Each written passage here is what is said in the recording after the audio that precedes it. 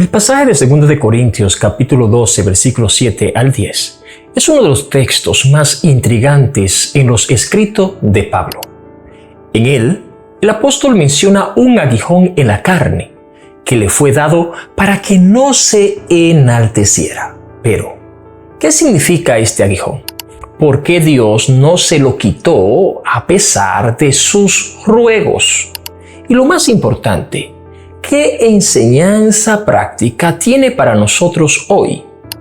Acompáñanos en este análisis profundo para descubrirlo.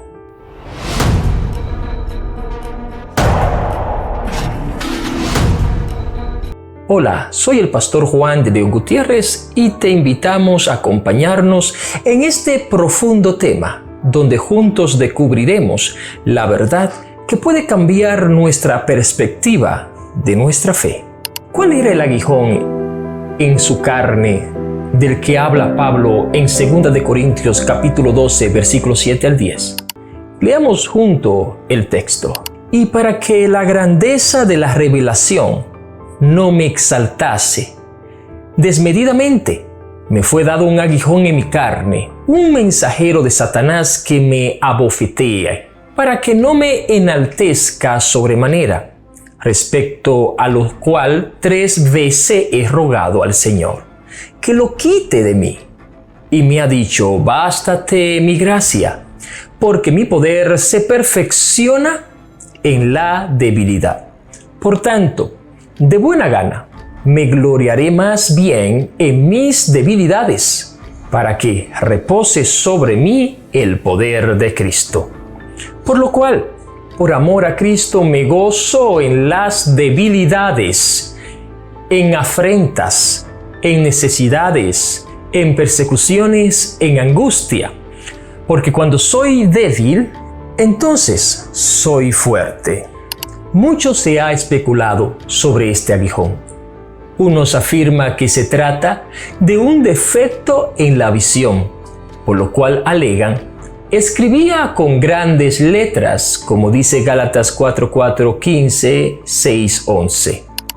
Otros, en cambio, afirman que se trataba de depresión, problemas del habla, neuralgia, poco agraciado físicamente.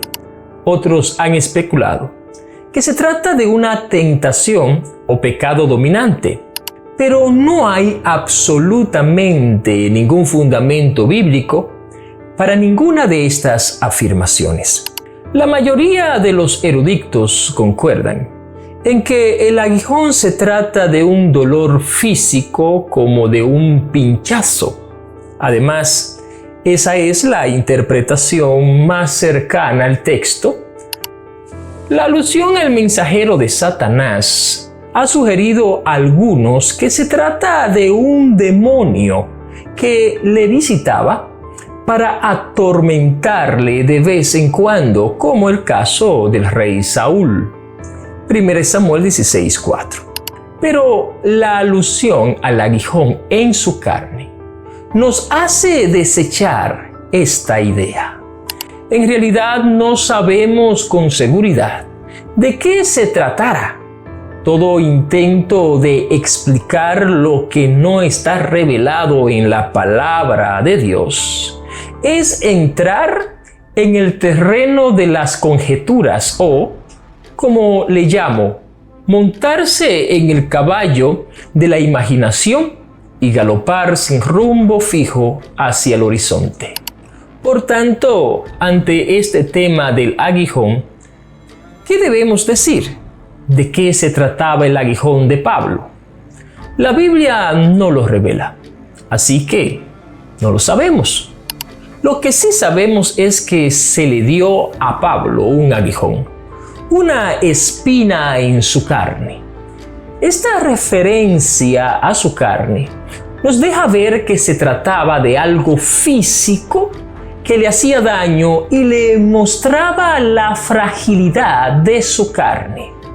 Otra cosa que sí sabemos es cuál era el motivo por el cual era molestado por aquel aguijón y por qué Dios no se lo quitó.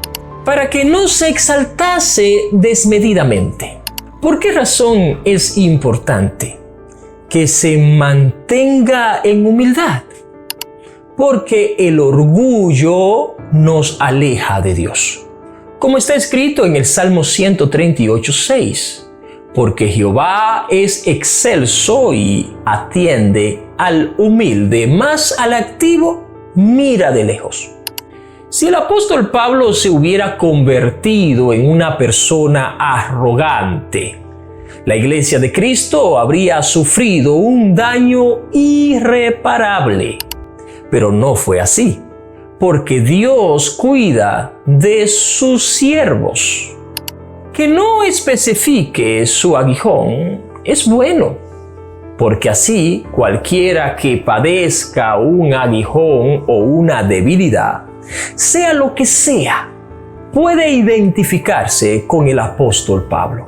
No es correcto especular sobre temas que la palabra de Dios no habla. Además, el mismo apóstol Pablo nos dice: pero esto, hermanos, lo he presentado como ejemplo en mí y en Apolos, por amor de vosotros, para que en nosotros aprendáis a no pensar más de lo que está escrito, no sea que por causa de uno os envanezcáis uno contra otros. 1 Corintios 4:6. Así que, si la Biblia no lo dice, es porque no necesitamos saberlo. Especular conlleva divisiones innecesarias que debemos evitar. ¿Oyó Dios su oración? Sin duda. Dios siempre oye nuestras oraciones, pero no siempre responde como nosotros esperamos. ¿Te ha ocurrido alguna vez que Dios respondiera tus oraciones? A mí sí. Dios ha respondido muchas de las oraciones que le he hecho, pero no siempre como yo esperaba. ¿Te ha ocurrido que Dios no te haya respondido alguna oración? Bienvenido al club. Dios no siempre responde a nuestro gusto, sino al suyo.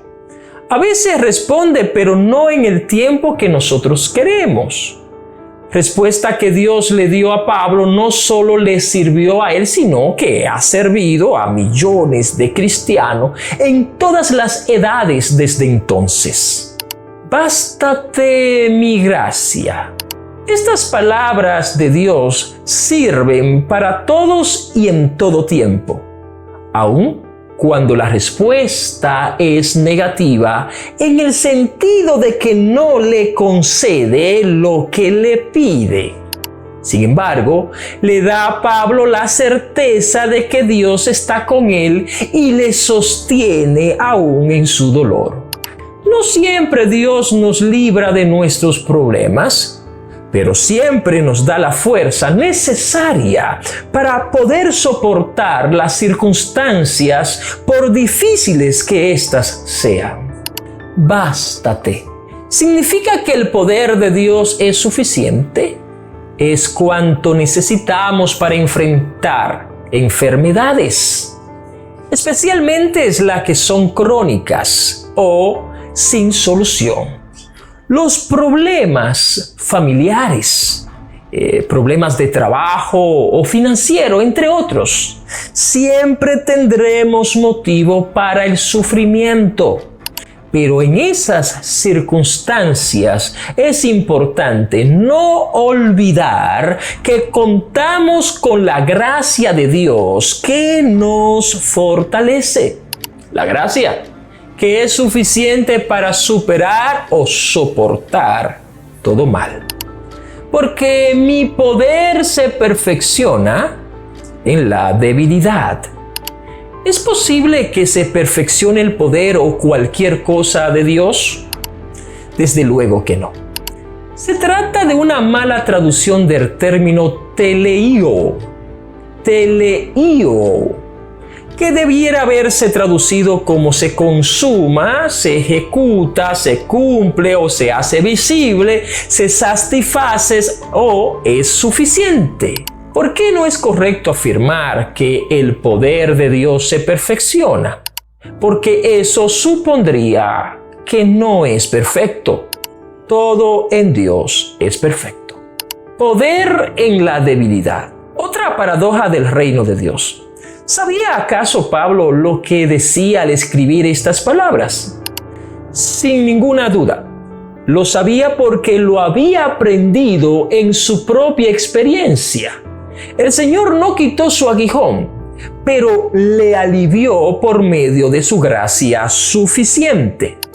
Pablo no era como los falsos apóstoles que se jactaban de su fortaleza y habilidades, sino que él, humildemente, al mismo tiempo que reconocía sus debilidades y necesidad de Dios, testificaba de la gracia de Dios que le sostenía. La palabra debilidad que Pablo había usado varias veces ahora es repetida por el mismo Señor en su respuesta al apóstol. Quejas y disgusto son la respuesta que Dios recibe en multitud de ocasiones en las que no responde como sus hijos le piden. Pero, ¿reaccionó mal el apóstol? De ningún modo. Como está escrito, por tanto, de buena gana me gloriaré más bien en mis debilidades para que repose sobre mí el poder de Cristo. ¿Cómo es posible que Pablo se gozara en su debilidad?